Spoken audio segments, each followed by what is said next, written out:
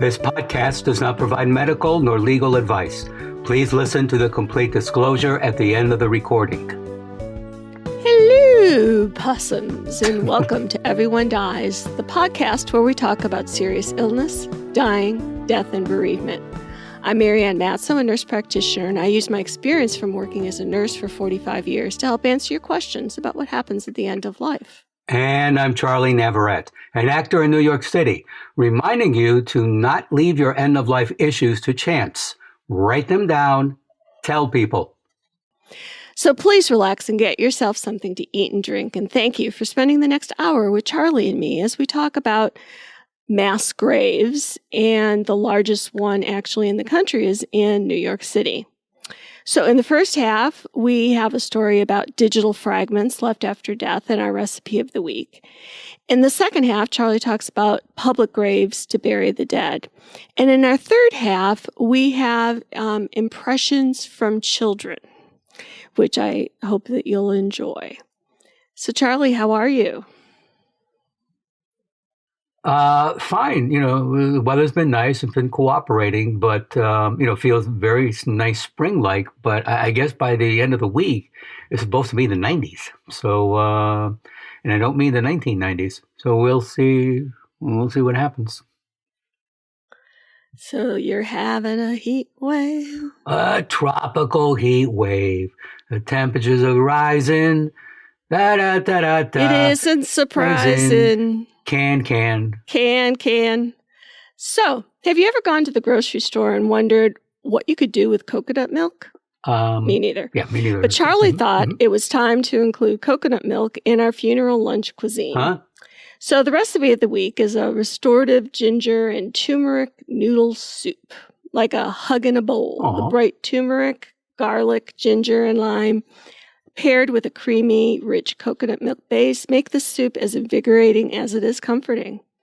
A can of coconut milk and a well-stocked spice cabinet does most of the heavy lifting for this dish, and crispy garlic chips and a dribble and crispy garlic chips and a drizzle of fragrant garlic oil add another layer of aromatic flavor. If you don't enjoy hugging people, this hug in a bowl is the next best thing. We've been talking about Hannah Igber's article in the New York Times about the digital fragments left behind after death. This week's memory is from a woman whose father died and her discovery of another side of him after she found a playlist that he had created. She said, "Losing our dad was one of the hardest things we'd gone through.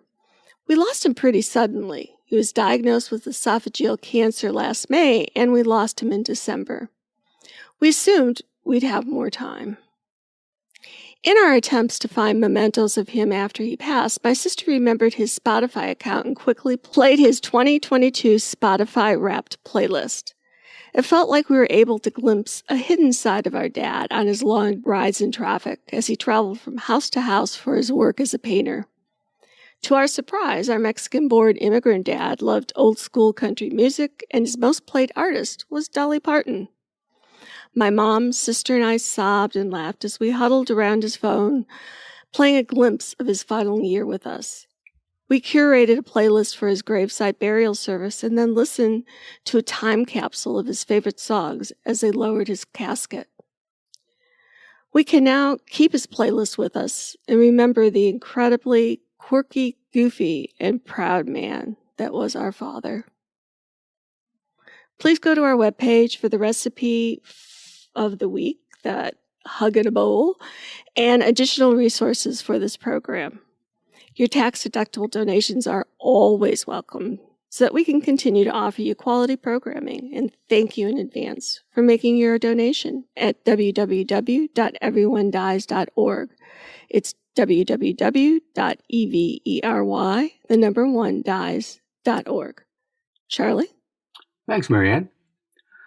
A potter's field is a biblical term from the New Testament that refers to land purchased by Jewish high priests with the 30 pieces of silver returned by a repentant Judas. The clay-heavy land was unsuitable for farming, so it would instead be used to bury strangers. Some of your favorite parks were probably built on dead bodies. Potter fields in New York City that became city parks include Bryant Park, where the New York Public Library now stands, and Washington Square Park, where the young Bob Dylan perfected his folk songs, while across the street, 80-something Edward Hopper, the painter of Nighthawks, focused on his art, oblivious to the social changes outside his window.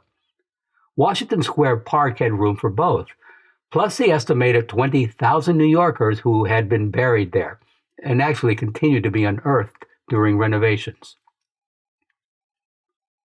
Nowadays, unmarked pine boxes arrive regularly by ferry to Hart Island, New York City's Potter's Field, the largest one in America. City workers entomb the homeless, indigent, and stillborn in trenches across the island. It lies between the coast of the Bronx and Long Island, technically in Long Island Sound. Most individuals buried on Hart Island have a next of kin who opted for a public burial. Some are unidentified or do not have a next of kin. About 20% of the burials are fetal remains. The island was once a penal colony, and since the 19th century, run by New York's jail system, using inmates as gravediggers. In the 1800s, it was a popular place for bare-knuckle boxing matches. During the Civil War, the 31st Infantry Unit of U.S. colored troops used the island as a training ground. Post-Civil War uses included a workhouse for incorrigible and truant boys and a psychiatric hospital. Serious use of the island for burials began in 1869. Since then, the island has been used as Navy barracks during World War II and the Nike missile base in 1955. The missiles were stored underground and functioned as defense against air attacks until the Army closed the base and relocated. The missile platforms from the Cold War remain, capped with concrete. Dancing on graves until 1976 were massive festivals and events like carnival rides and movie screenings, and big-name musicians like the Velvet Underground and Janis Ian. More than 1 million people have been buried in unmarked graves on the island, including from past epidemics like yellow fever and tuberculosis, the 1918 flu, AIDS, and COVID-19. The chaos and fear of the AIDS epidemic in the 1980s and 90s created a spike in the island's burials as many funeral homes refused to accept the bodies. This led Hart Island to become perhaps the single largest burial ground in the country for people with AIDS, according to the New York Times. Unlike other burials, those who died of AIDS were interred individually 14 feet deep.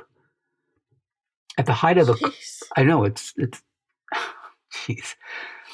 At the height of the COVID-19 outbreak, New York's hospitals, morgues, and mortuaries became inundated, and the mass graves on Hart Island became a convenient option. The city was so overwhelmed that at times, bodies were sent to the island before authorities had a chance to determine their cause of death or track down next of kin. Some families chose to have their loved ones buried there. Some families weren't aware their relatives had died in the first place. In March and April of 2020, the death count mounted to more than 27,000. 6 times the normal level, and the city's death care system was overburdened. The only witnesses to these burials were the Rikers Island inmates, who served as both pallbearers and gravediggers. These incarcerated men were paid 37 cents an hour to unload pine caskets, mark them, then lower them into long trenches/mass graves and cover them with dirt. Inmate labor ended during the early days of the COVID pandemic. COVID swept through jails, so burial crews were replaced with contracted laborers. Access to Hart Island has been restricted. Grieving the dead is essential, but there are few resources to identify unnamed burials. Once a month, friends and family can schedule an appointment to visit a gazebo by the dock. A number of lawsuits challenged the city to provide gravesite visitation rights. But the island was kept off limits until 2021, when the city transferred it from the custody of the Department of Corrections to the Parks Department. New York's most forbidden place for public access will be open to the public. Things should significantly become easier for the bereaved and for business.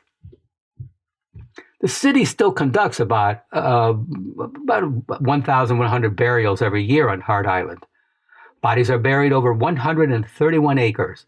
The only signs of the dead are 3-foot white posts stuck in the ground about every 25 yards. Each marker signifies 150 bodies below, and they are everywhere. Sailboats glide in the distance. Bones are sometimes found jutting from the coastline where erosion has washed away the soil.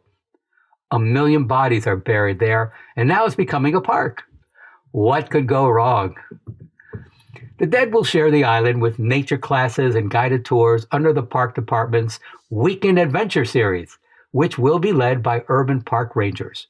Typical events will feature canoeing, hiking, archery, and fishing jaunts, programming designed to both honor the dead and lift the stigma surrounding the island. Sometime later this year, park officials expect to open the programs to a limited number of users under managed visitation to answer the delicate question, how to open access to an island that is home to acres of unmarked mass graves. Lest you worry, officials have no plans to turn the nation's largest public cemetery into recreational space with playgrounds and picnic tables. It will be passive, scenic open space, not a place where people disembark and go at it just to have fun, said Mitchell Loring, a senior project manager with the Parks Department. Belinda Hunt, the founder of the nonprofit Hart Island Project, had hoped that the 2019 law ending 150 years of penal control would make the island free-range parkland. The city has budgeted more than $80 million in tax dollars, she said. New Yorkers deserve to be able to walk around freely in their cemetery. The Parks Department shouldn't be restricting access to this public space. They're assuming people don't know how to behave in the cemetery.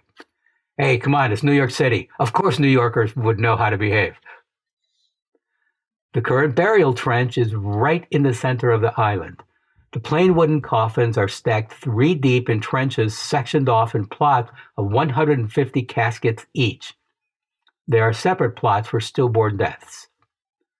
The city does around 50 disinterments a year for reburial elsewhere by relatives.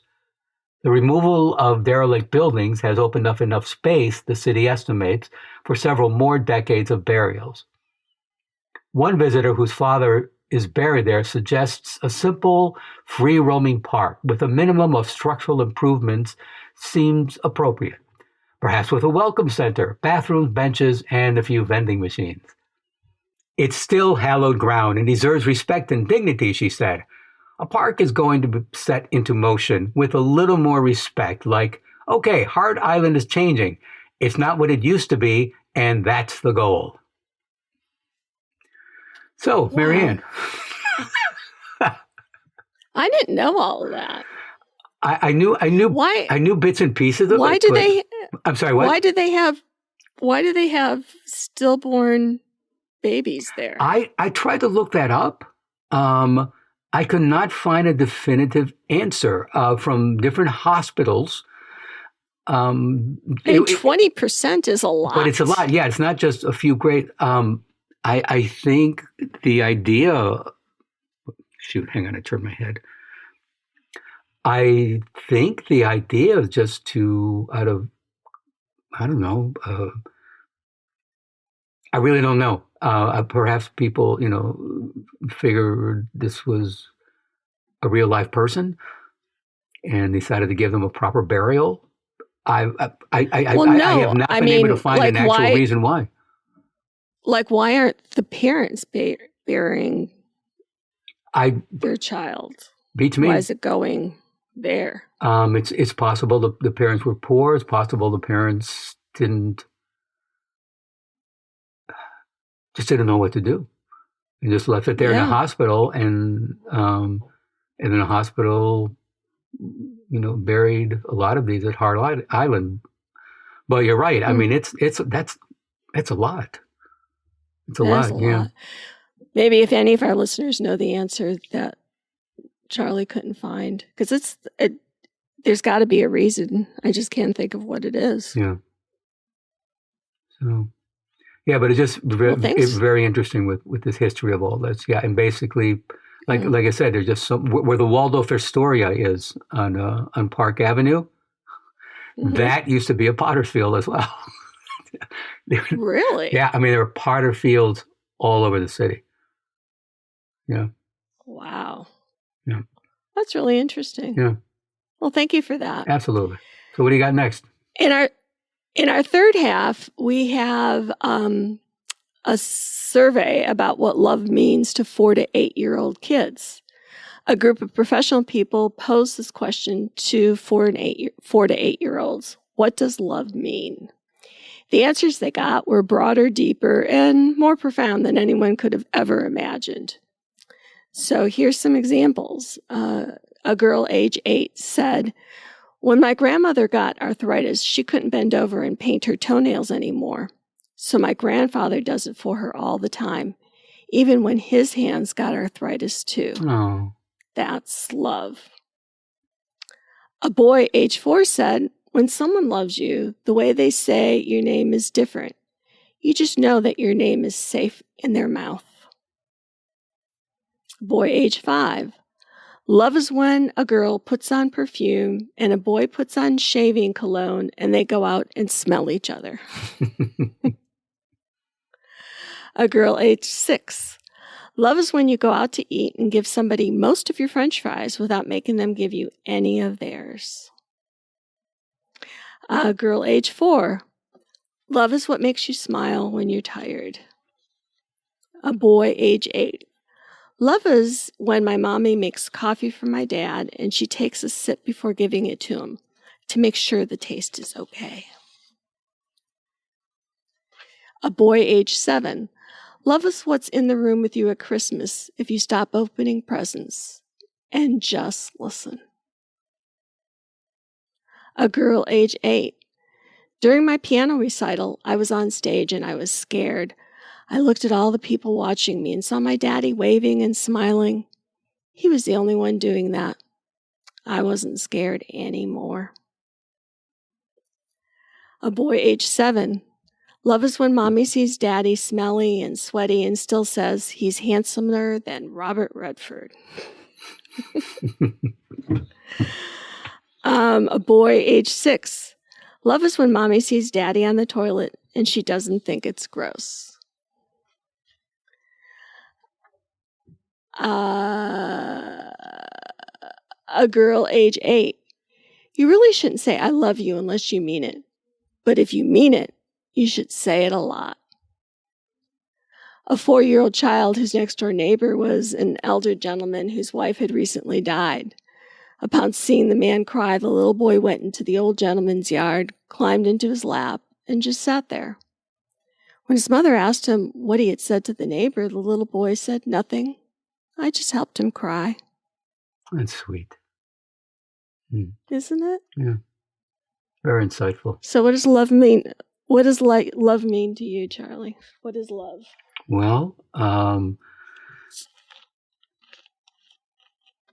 L is for the way you look at me. O is for the only one I see. V is very, very extraordinary. E is even more than anyone that I adore can love. Is all that I can give. Am I allowed to sing on the podcast? Has anybody stopped you so far? No, but the year is still young. What is it that I guess it's just a feeling. It's, you know it when it's there. I can't put it into words. You know it when you see it. Or you know it when you feel actually, yes, you know it when you see it. And again, with a lot of the kids saying, somebody, is holding someone, or just, with the little boy with his neighbor, and he just, sat on the gentleman's lap. Yeah, it's not about words. It's about that moment. It's about that moment, and there are no words for those moments. That. Yes. You?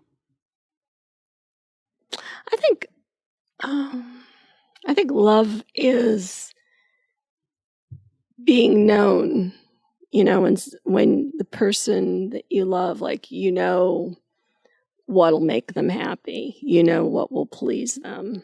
And you do it. And you actually do it, do as it. Yeah, opposed to doing the opposite of it. Yeah.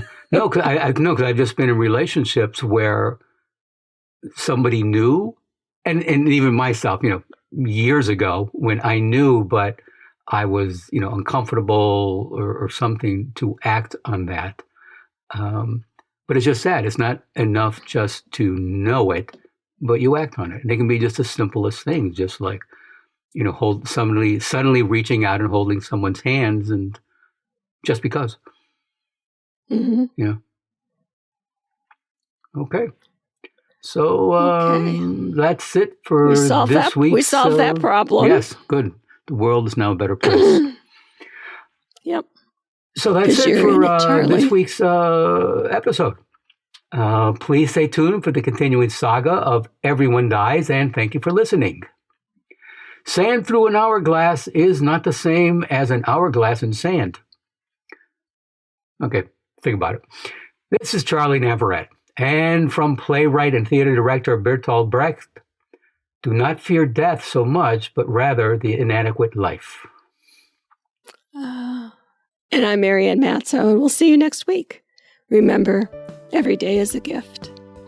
This podcast does not provide medical advice.